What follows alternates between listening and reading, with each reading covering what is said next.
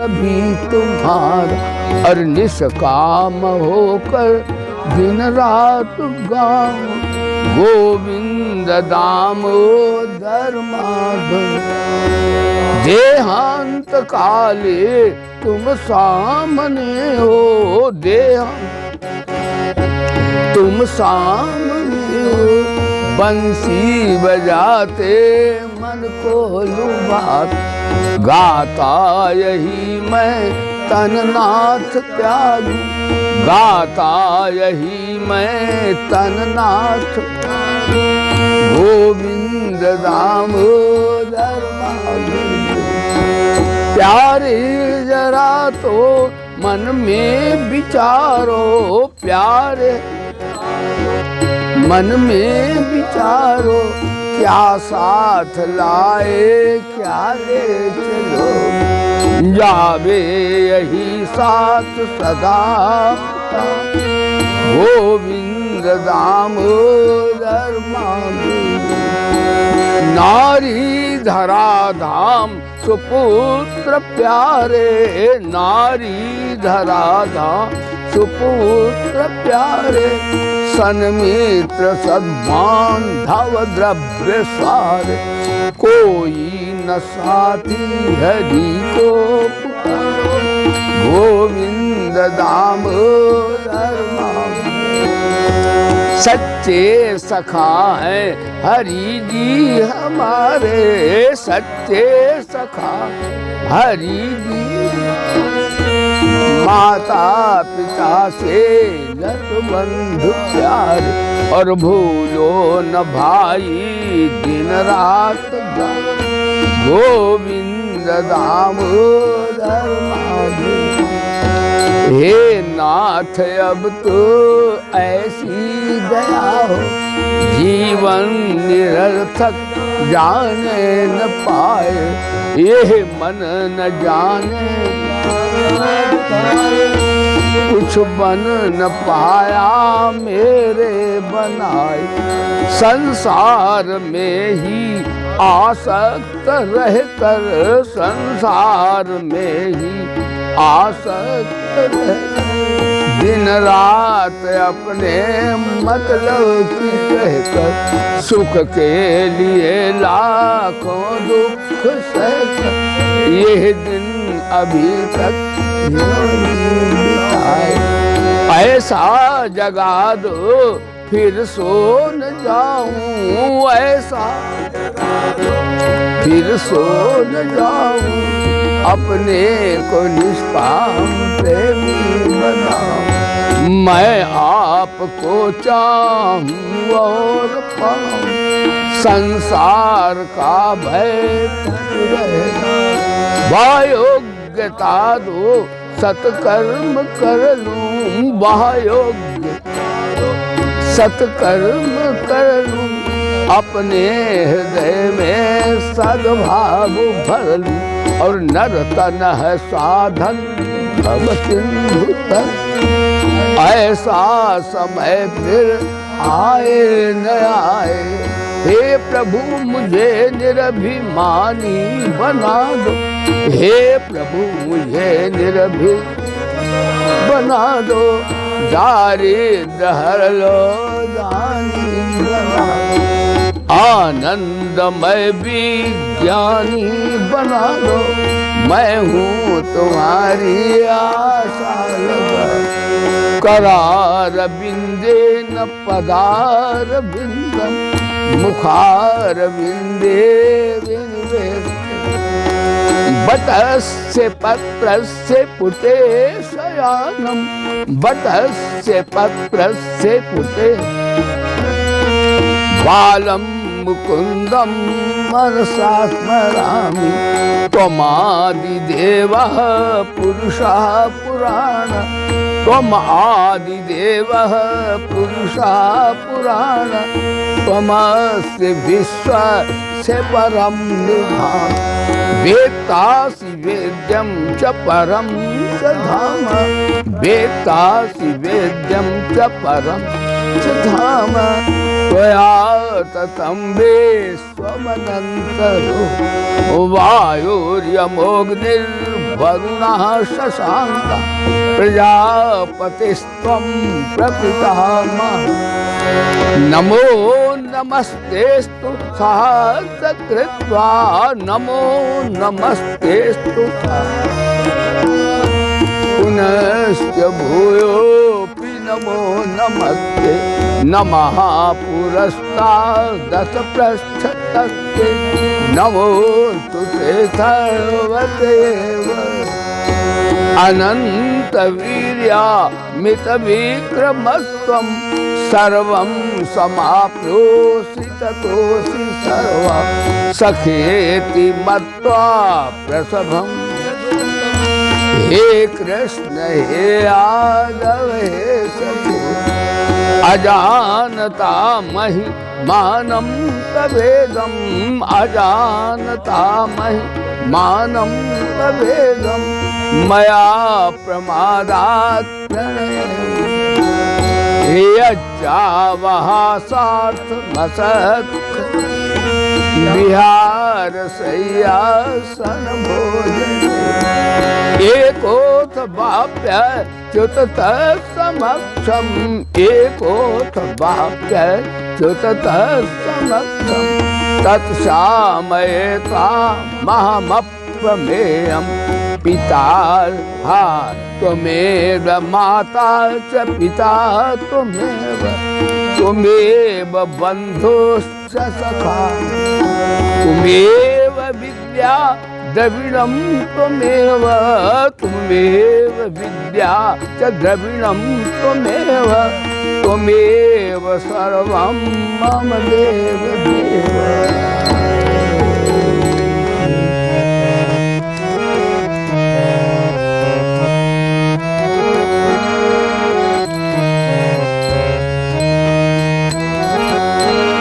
हमारे प्रभु गिरधारी गोपाल हमारे प्रभु गिरधारी गोपाल हम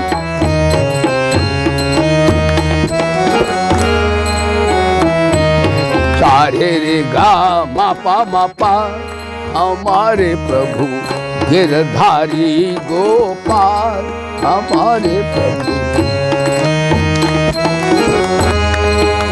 जसुदा के लाल कन्हैया नंद लाल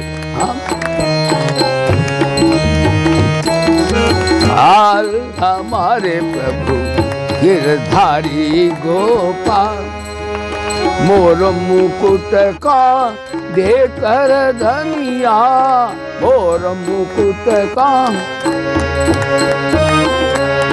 ठुमकी चलत बाजत पैजनिया चलत गल मोतियन की माल हमारे प्रभु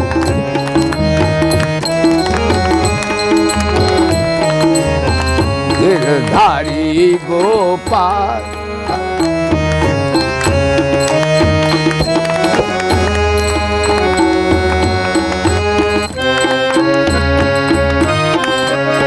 लुक छुप कान खिजावत मैया लुक छुप कान खिजावत मैया लुक छुप कान खिजावत मैया लुक छुप हाथन आवत कुंवर कन्हैया हाथन आवत कुंवर ढूंढत गोपी ग्वाल हमारे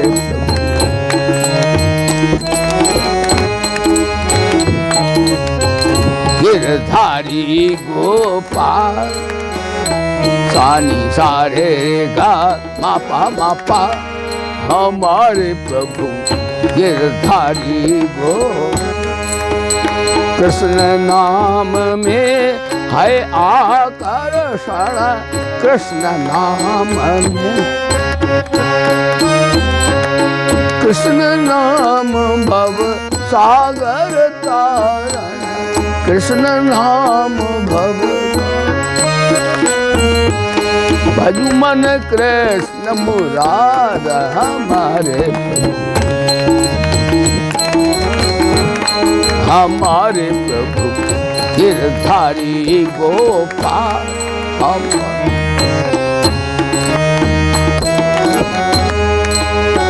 जसुदा के लाल कन्हैया नंद लाल, हमारे प्रभु गिरधारी गोपाल, हमारे प्रभु गिरधारी।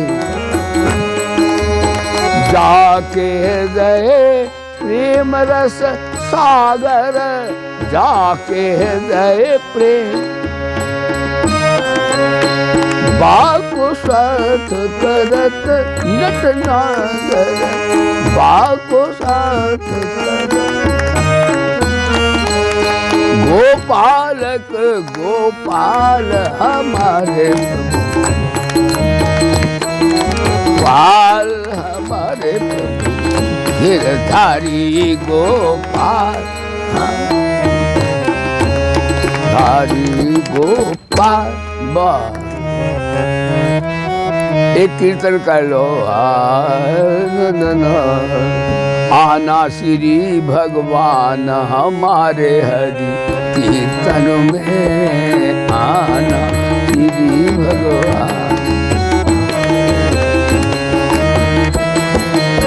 आना गीता वाले हमारे हरि कीर्तन में, आना गीता वाले हमारे हरि। आप भी आना संग अर्जुन जी को लाना, आप भी आना संग अर्जुन जी को। गीता का ज्ञान सुनाना कीर्तन में, गीता का ज्ञान सुना हमारे हरि। आना सुंदर श्याम, आप भी आना संग राधा जी को लाना, आप भी आना संग राधा जी को, राधा जी को लाना संग श्यामा जी को लाना, राधा जी को लाना संग श्यामा जी को लाना। सुंदर रहस्य कीर्तन में, सुंदर रहस्य में आना श्री भगवान, में आना सुंदर श्याम। आप भी आना संग ग्वालों को भी लाना, आप भी आना संग ग्वालों को भी लाना, ग्वालों को भी लाना संग गौओं को भी लाना। माखन का भोग लगा हमारे हरि में, माखन का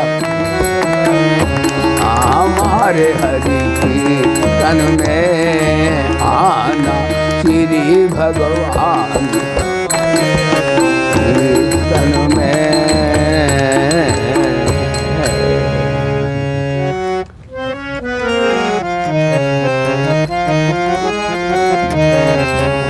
बड़े भाग पाइए सत्संग,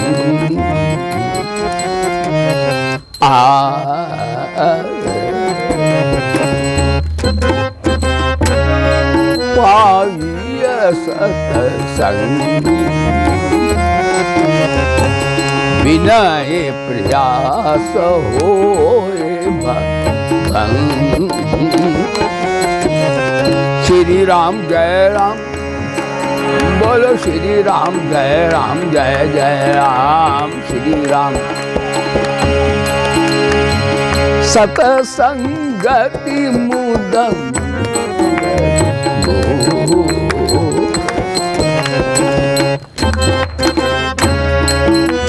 निधा पमा गारे गारे। सतसंगति मुदम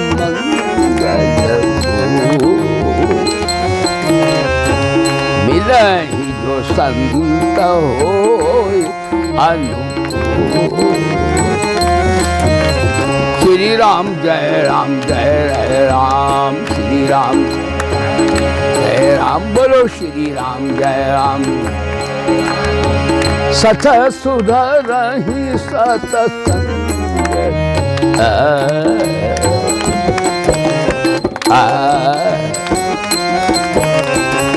पारस परत कुभात सुहाई।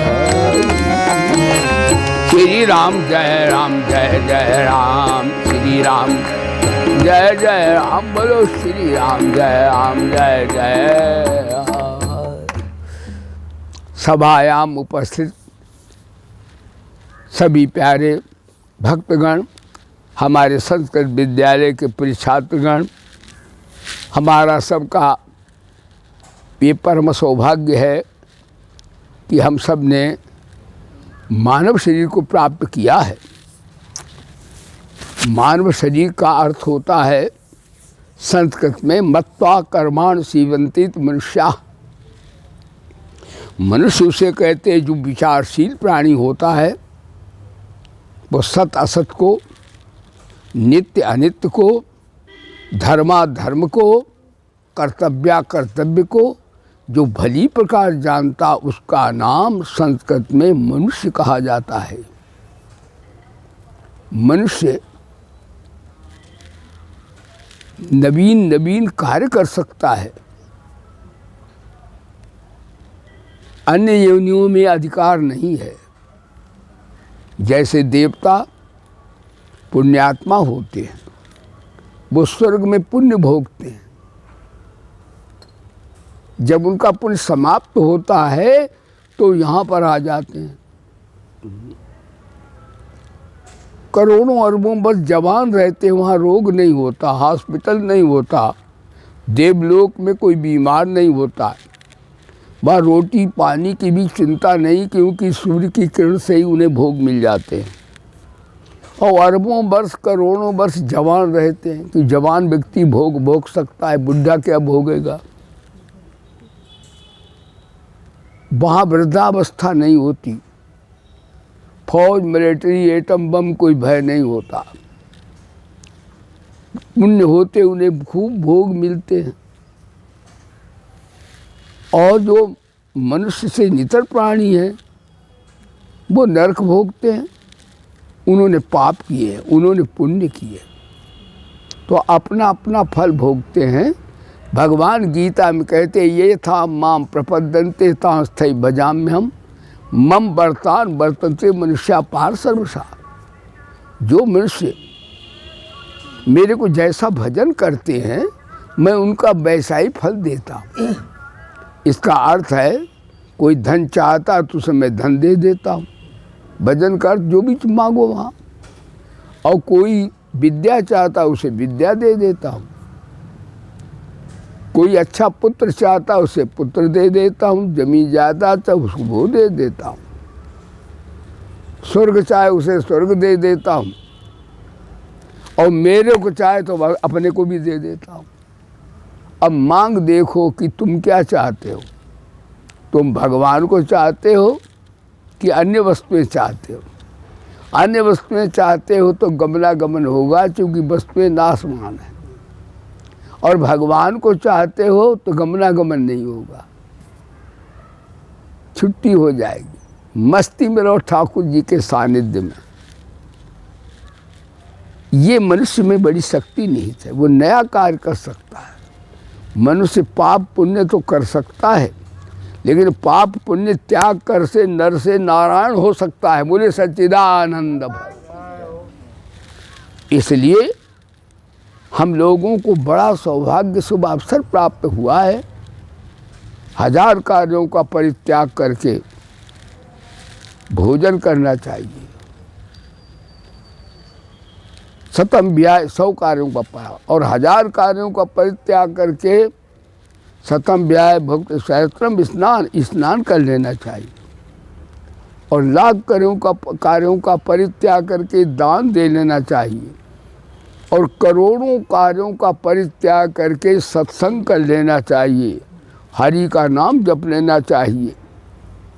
और अपने विचार भी करना चाहिए, मैं कौन हूँ, कहाँ से आया हूँ, मेरा क्या कर्तव्य, मैं क्या कर रहा हूँ।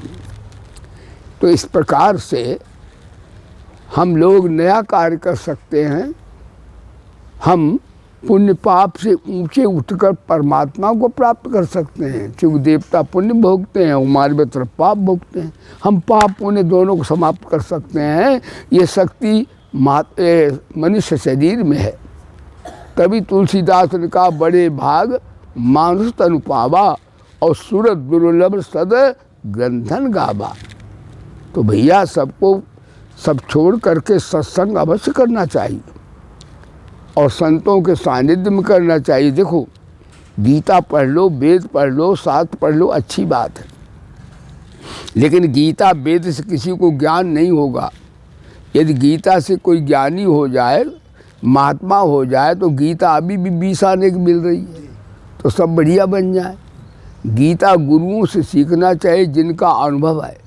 वे बताएंगे कि इसमें ऐसे साधना कीजिए।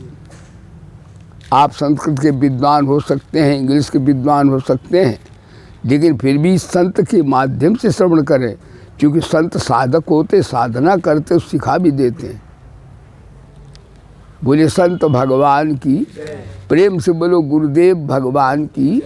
तो आज का प्रवचन आपको सुना रहा हूँ कि सत्संग में बड़ी शक्ति निहित है और करोड़ों कार्यों का परित्याग करके सत्संग कर लेना चाहिए। सत्संग का अर्थ होता सत्य का साथ करना। अब सत्य क्या है? सत्य वो है जो पहले भी था, आज भी है, आगे भी रहेगा। असत क्या है? जो पहले भी नहीं था, आज भी नहीं है, आगे भी नहीं रहेगा। तो शरीर पहले भी नहीं था और आज भी मरता जा रहा है। कहाँ है? क्षण क्षण मरता जा रहा है। घड़ी घड़ी दिन दिन पल पल क्षण क्षण बीती रे उमरिया। घड़ी घड़ी दिन दिन पल पल क्षण क्षण बीती रे उमरिया। गीता वाले कब आओगे भक्तों की नगरिया। गीता वाले कब आओगे भक्तों की नगरिया। घड़ी घड़ी दिन दिन पल पल क्षण क्षण बीते रे ध्यान दीजिएगा। तो ये भी मरता जा रहा है और इसका अस्तित्व बाद में भी नहीं रहेगा। तो विचार करके देखो, शरीर संसार का कोई अस्तित्व नहीं है, फिर भी शरीर संसार को हम लोग अपना मानते हैं। यही असत का साथ है। और सत्संग क्या है? शरीर संसार अपना नहीं है। जो क्षण क्षण धोखा दे रहा वो अपना कैसे हो सकता? यदि शरीर हमारा होता तो हमारे साथ रहता, हम जाते तो शरीर भी साथ जाता, और अभी भी रहते तो कहाँ रहता? मरता चला जा रहा है, क्षण क्षण मिटता जा रहा है। अभी भी साथ नहीं है और तब भी साथ नहीं है। तो सत ये असत है। इससे वृत्ति को हटाना ही सत्संग है। तो वृत्ति दो तरह से हटती है। एक तो वेदांत के ज्ञान से हट जाती है। वेदांत का ज्ञान बताता है कि एक सत है, एक असत है, एक नित्य है, एक अनित्य है। तो जो अनित्य है और असत है उससे असंग हो जाओ तो आत्मा अपने स्वरूप में आ जाओगे। बोले धर्म की, आपको आत्मा का बोध हो जाएगा। वेदांत में परमात्मा को आत्मा कहा जाता है। बात यही कि शब्द का भेद है, तत्वता भेद नहीं है। आत्मा परमात्मा 50 नहीं होते, आत्मा ही परमात्मा है और परमात्मा ही आत्मा है। भगवान गीता में कहते अहम आत्मा गुणाकेशा। तुम कहाँ ढूंढने जाते हो? तुम्हारी आत्मा ही तो मैं हूँ, और कौन हूँ? ध्यान दीजिएगा। लेकिन शरीर संसार को सच्चा मानने के कारण मैं नहीं जान पाता हूँ कि परमात्मा मेरा ही स्वरूप है, अपना ही मैं हूँ। बोलो सच्चिदानंद भगवान। इसलिए महाराज ये सत्संग हुआ कि महाराज हम असंग हो जाएं और भक्त हैं हम तो भगवान के सन्मुख हो जाएं। वेदांत में नाम रूप मिथ्या है और भक्ति में नाम रूप ठाकुर जी के है। जो कुछ है भगवान का है, क्योंकि भगवान ने सारे संसार का निर्माण किया। वेद में आता ईशावास इदम सर्वम यत् किंच जगत्याम जगत्तेन त्यक्तेन भुंजी था मागधा कस्य धनम। ये संसार अंड पिंड ब्रह्मांड का निर्माता परमात्मा है, किसी ने इसको बनाया नहीं है। तो कैसे परमात्मा ने वस्तु बनाई? तो देखो, साधको साधना सीखो। साधना गुरुजन सिखाते हैं, ध्यान देना। साधना ये है तेन त्यक्तेन भुंजी था श्रुति कहती। ये जितनी हमारे पास संपत्ति है, विद्या है, बुद्धि है, शरीर है, जमीन जायदाद है, ये किसकी है? भगवान की। अपनी मान लिया एक कुसंग है, ठाकुर के मान लिया सत्संग है। बोले धर्म की कितनी बढ़िया बात। लेकिन दुनिया वाले सुनते रोज हैं, लेकिन कहते हे गुरु जी कोठी तो हमारी है, बाल बच्चे हमारे 2 हैं और बड़े अच्छे बच्चे हैं, सर्विस करते हैं, ज़मीन भी मेरे पास है और कोठे का कारें भी मेरे पास है, धन भी मेरे पास है और गुरु जी दुनिया में इज्जत भी, बल भी पास है। क्यों भैया? तो भगवान कहते होंगे बेईमान, तेरा सब कुछ है, मैंने जो दिया मेरा कुछ भी नहीं है। क्या समझे? इसका परिणाम हो कि हमें 84 में जाना पड़ता है। भगवान की वस्तु को अपना कहना भयंकर पाप है, ये बेईमानी है। रात दिन हम लोग बेईमान हैं जो कहते शरीर मेरा है, बच्चे मेरे हैं, धन मेरा है, घर मेरा है, जमीन जायदाद मेरी है, विद्या बुद्धि मेरी है। भगवान बोले अच्छा, तू अशिष्ट तो है ही, अधर्मी तो है ही, तू पापी है, पापी नहीं तू बेईमान भी है। बोलो सच्चिदानंद भगवान। इस बेईमानी का खामियाजा हमको 84 लाख में गमनागमन करना पड़ता है। ये सत्संग है, थोड़ी थोड़ी देर में कहना चाहिए। यदि भक्त हो तो भक्ति के मार्ग बोलो। शरीर किसका? ठाकुर जी का। संसार किसका? ठाकुर जी का। ये सब वस्तु संसार की, बेटा बेटी ठाकुर जी के, धन ऐसे बोला करो, ये सबसे बढ़िया जप है। हाँ, बेटा बेटी ठाकुर जी के, कोठी कारें ठाकुर जी की, विद्या बुद्धि ठाकुर की दी हुई, सब चीज़ ठाकुर जी की है। तो भाई ठाकुर जी की सब चीज़ें मान लो। और अर्जुन क्या करता है? अर्जुन कहता है संबंधी मेरे हैं। देखो गीता ज्ञान है ये।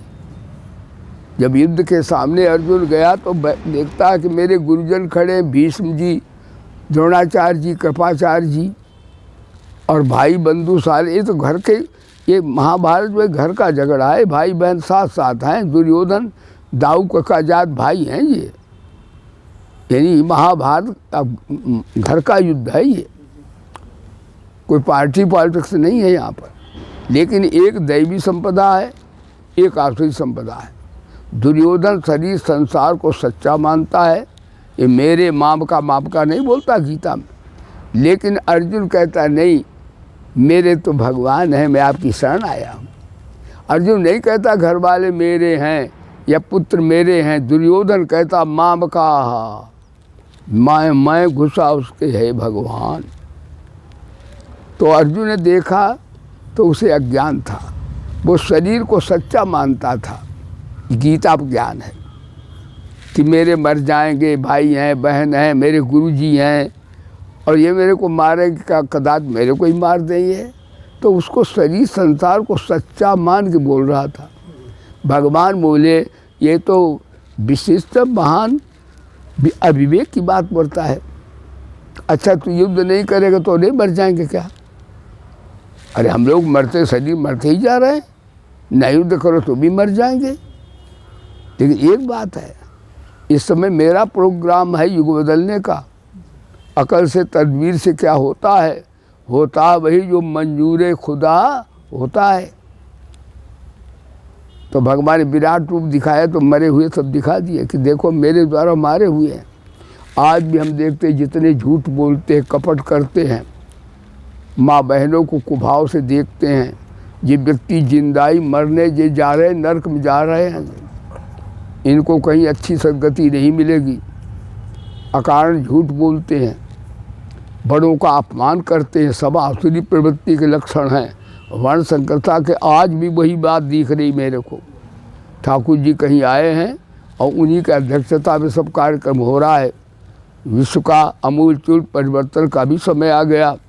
तो अर्जुन सच्चा मानता था, भगवान ने 18 अध्याय सुना दिए कि देह शरीर संसार गंगा कसम है तो हमारा वो, और तुम ज्ञान की दृष्टि देखो तो नाशमान है, भक्ति की दृष्टि देखो तो भगवान का है। आज का सत्संग यह है कि साधकों को अगर वे भक्त हैं तो शरीर संसार को भगवान का कहें, ईमानदारी की बात। और ज्ञानी है तो शरीर संसार है ही नहीं, उसकी सत्ता ही नहीं, वो तो क्षण क्षण मिटता जा रहा है। दोनों तरह सत्संग हो जाता है। दो ही बातें हैं वफा की, आजमा कर देख लो, या तो मेरे बनो या मुझको अपना बनाकर देख लो। देखने वालों ने देखा जो तेरी महफिल में है, खंजरे कातिल में क्या और क्या रगे बिस्मिल में है, जो है दीवाना तेरा तू खुद उसी के दिल में है। देखने वालों ने देखा जो तेरी महफिल में है। ध्यान दीजिएगा, आज आपने 10 मिनट सुनिए।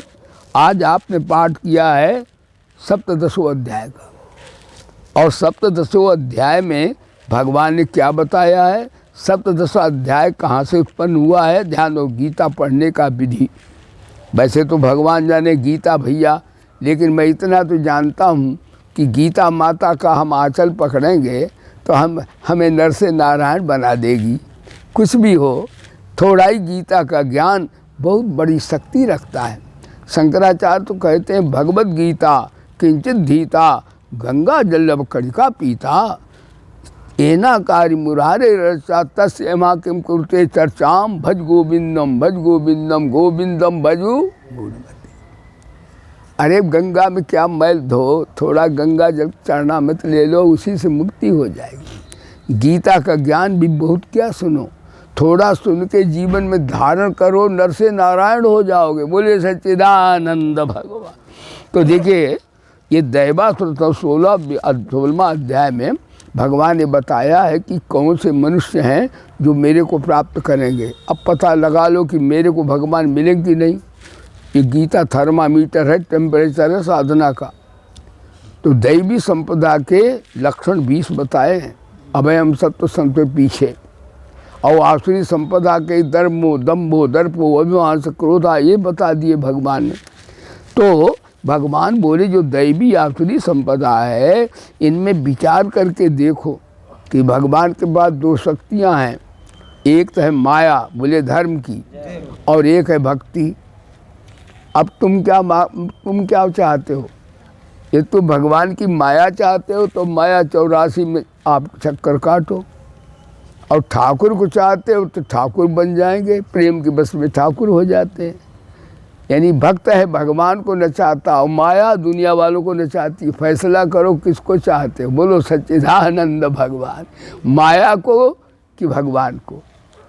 और आपका भगवान चाहे तो माया कहाँ जाएगी, माया तो आपके चरणों के पीछे चलेगी, घाटा थोड़ी हो जाएगा। तो यहाँ पर भगवान ने जब सुना दिया ये लक्षण, तो कहा देखो जो शास्त्र में लिखा है, संतों ने कहा है, महापुरुषों ने कहा, उसके अनुसार चलो तो आपका भी कल्याण हो जाए। ये अध्याय है दैवासुर संपद विभाग।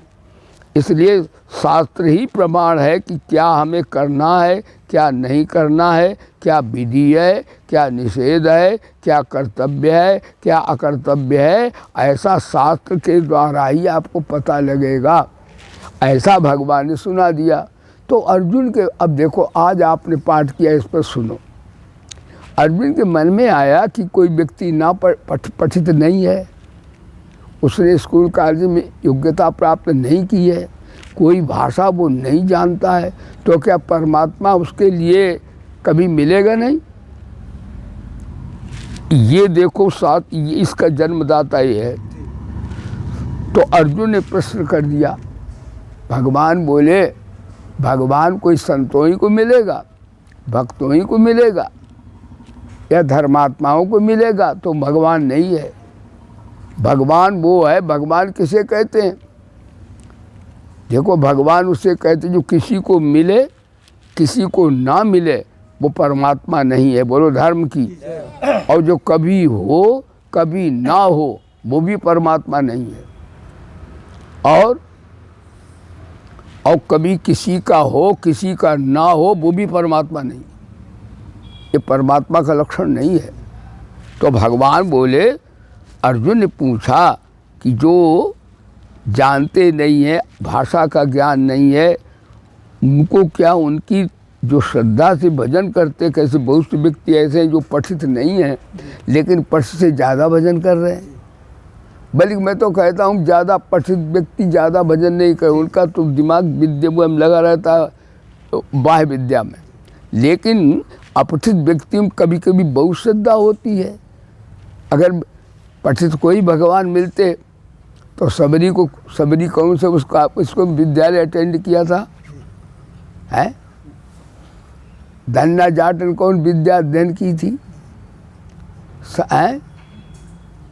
और ये आपके बहुत से मलूका कहाँ गया था पढ़ने, रविदास कहाँ पढ़ने गए थे, कबीर कहाँ पढ़ने गया था, लेकिन सबको भगवत प्राप्ति हुई।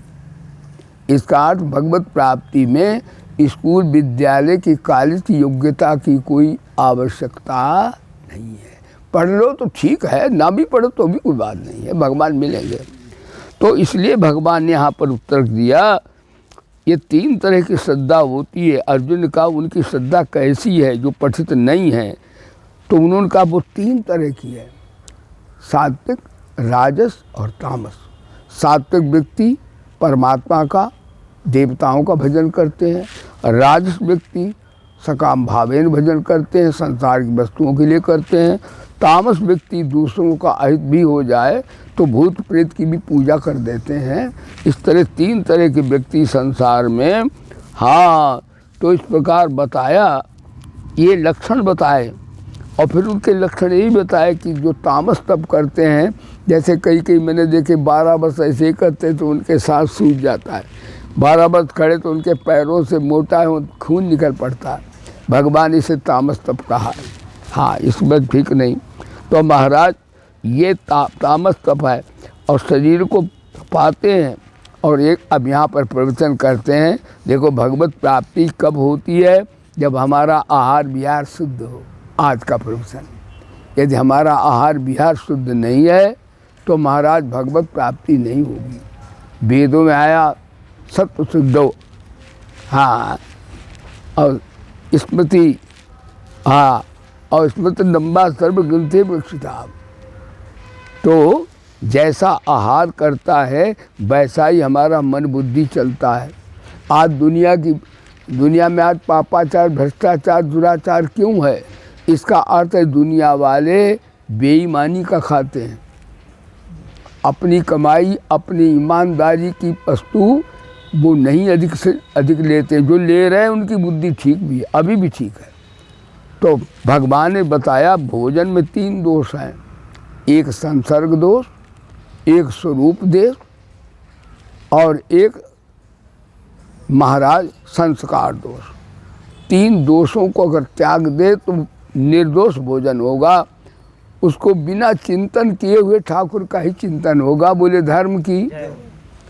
अब संसर्ग दोष क्या है और स्वरूप दोष क्या है? स्वरूप दोष ये है कि वो अंडा मीट मांस तो नहीं, क्योंकि अंडा मीट मांस वाले दुनिया में ज़्यादा खाने वाले वो भी जीवित हैं, उसको भी अन्न कहा है। यानी मांस भी अन्न नहीं है। अन्न माने जिससे हमारे प्राण जीवित रहते हों उसे अन्न कहा जाता है। तो वैसे लोग में घर के गेहूँ जो इसको मानते हैं, लेकिन ये भी अन्न है, ये तामस अन्न है। शराब मीट मांस जो है तामस है ये। और दुनिया वाले अधिक 7 अरब में 5 अरब मांसाहारी हैं, उनका बहुमत है, अन्नाहारी थोड़े हैं। बोले धर्म की। तो भगवान स्वरूप दोष तो नहीं है, यानी मीट मांस वो तामसी भोजन तो नहीं है। अगर वो भोजन है तो गीद की जोन में जाओ, और क्या कहाँ जाओगे, पनारे के कीड़े बन जाओ, खाओ उसको खूब आराम से। तो वो एक तो ये है। और राजस, हाँ, तो एक संस्कार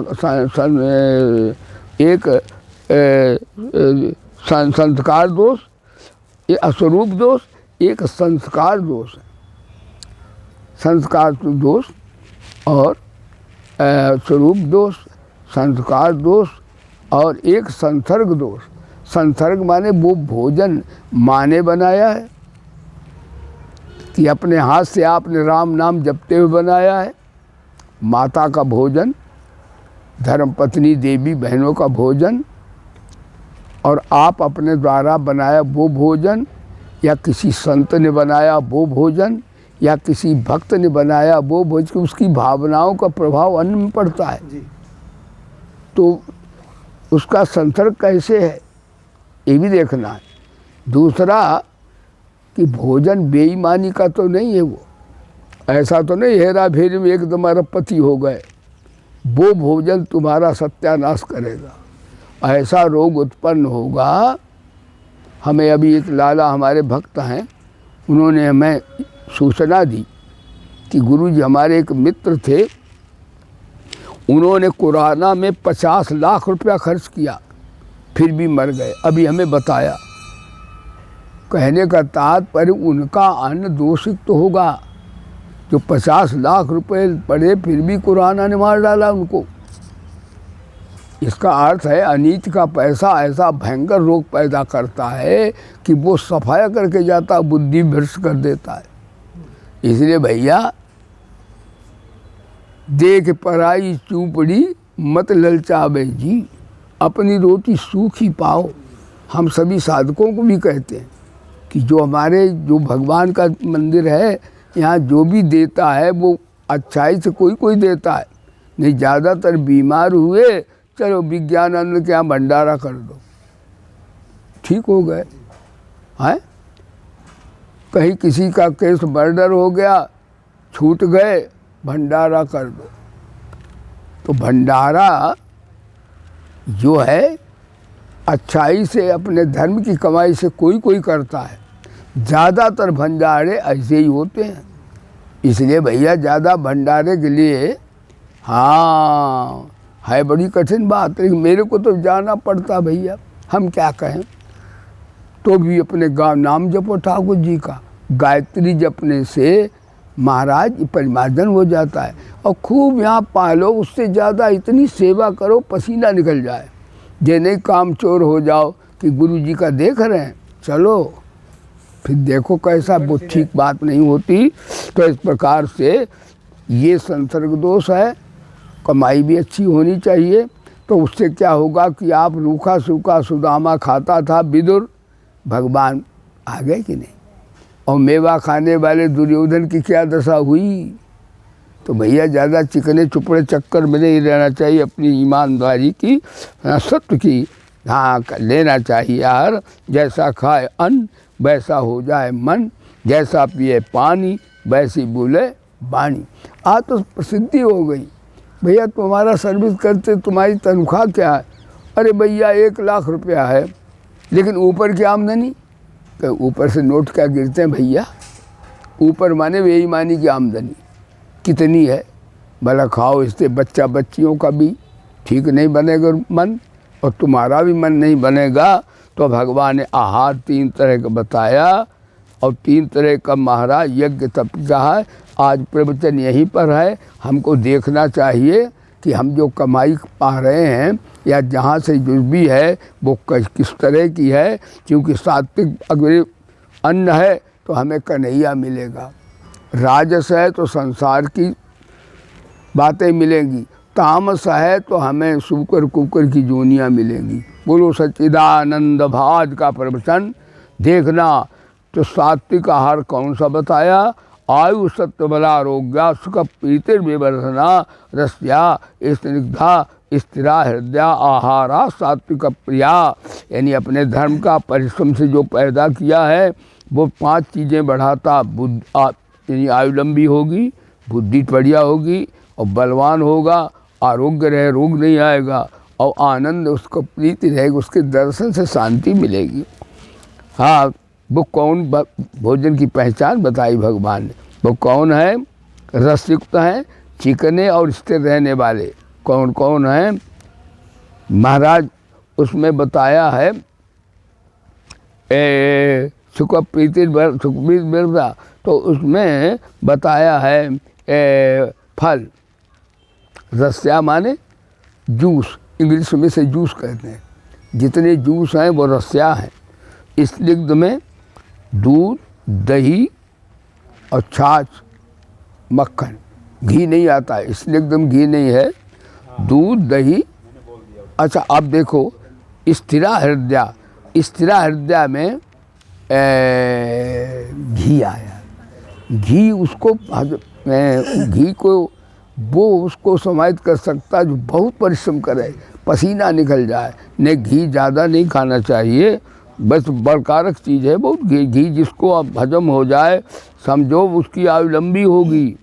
तो स्थिरा हृदय आहारा सात्विक प्रिया, ये सात्विक व्यक्ति को प्रिय होता है, उसकी बुद्धि सत्गुणी बनती है और वो बुद्धि आत्मा परमात्मा ईश्वर को जानने की उसमें क्षमता उत्पन्न होती है, भगवान का प्यार उत्पन्न होता है। अब दूसरा आहार बताया है, कट्टम लवणास्तिक वृक्षो विदाहिना आहारा रास चेष्टा दुख शोकामय प्रदा। ये आहार जो है ये राजस है, इसमें कमाई में भी थोड़ा वो भी चला है। तो इसमें बताया कड़वा जैसे ये है, हाँ, बहुत ज़्यादा खट्टे, लवण युक्त, बहुत गर्म, तीखे, सिरका इरका नहीं, रूखे, दाह जिनसे उत्पन्न होती है, ये दुख चिंता को उत्पन्न करते हैं। ऊपर वाला आहार क्या करता है? सत्वगुण, आरोग्यता, सुख, प्रीति, आनंद को देता है। और ये राजस आहार दुख, शोक और रोग, ये 3 फल देता है। तो इसमें रोटी दाल हम लोग जो पाते हैं वो यही भोजन है ज़्यादातर, ये है। लेकिन अगर ईमानदारी का भोजन है, परिश्रम का, तो इससे सत्वगुण भी आएगा, ऐसा नहीं है। लेकिन जहाँ तक हो सके इसको तीखे पदार्थ, कड़वे पदार्थ, खट्टे, इनको कम सेवन करना चाहिए। एक भोजन और है, वो बहुत यात यामम गतनम पूत परिश्रुतम जत उच्छिष्टमेद्यम भोजनम तामस प्रियम। जो भोजन अथपगा है, रस रहित है, रस निचोड़ दिया गया, दुर्गंध युक्त, दुर्गंध जानते हो, जैसे लहसुन है, प्याज में दुर्गंध आती कि नहीं? ये सरगम हमारे भैया ले आए, सरगम में भी दुर्गंध आती है। तो दुर्गंध युक्त में कौन कौन है? मीट, मांस, अंडा, ये दुर्गंध युक्त भोजन है। भगवान बोले जो ऐसा भोजन करते हैं उनका क्या होता है? भगवान बोले वे तामस पुरुष होते हैं और उनको तो अधोगति प्राप्त होती है। ज़्यादा मीट मांस खाते हैं तो ठाकुर कहते ज़्यादा खाता है, अब की बार इसे गीद की जोनी में भेज देंगे, गीद हो जाता, खूब खाओ दना दन वहाँ। हाँ, यही पाओ। तो सात्विक आहार वाले परमात्मा को प्राप्त करते हैं, राजस वाले लोक में मनुष्य होते हैं, तामस वाले भूत प्रेत कीट पतंग हो जाते हैं। तो भैया आज का सत्संग यही है कि हमें सद्बुद्धि चाहिए, हमें सात्विक अंतःकरण चाहिए, हमें सद्विचार चाहिए कि हम सत्य को जान लें, अपने प्राप्तव्य परमात्मा की प्रीति कर लें, तो दोनों तरह से हमारा कल्याण हो सकता है।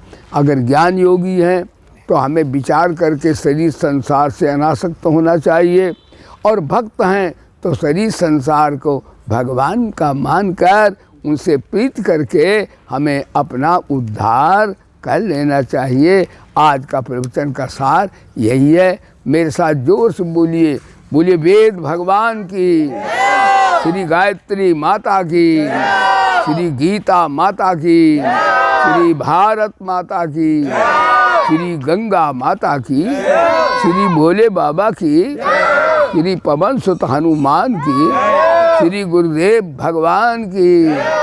धर्म की अधर्म का प्राणियों में, अरे विश्व का, हर हर महादेव। जय जय श्री राम। सद्गुरुदेव भगवान की जय। सर्वे भवन्तु सुखिनः। सर्वे सन्तु निरामया, सर्वे भद्राणि पश्यन्तु, माँ कश्चित् दुःख भाग् भवेत्। ओम शांति शांति।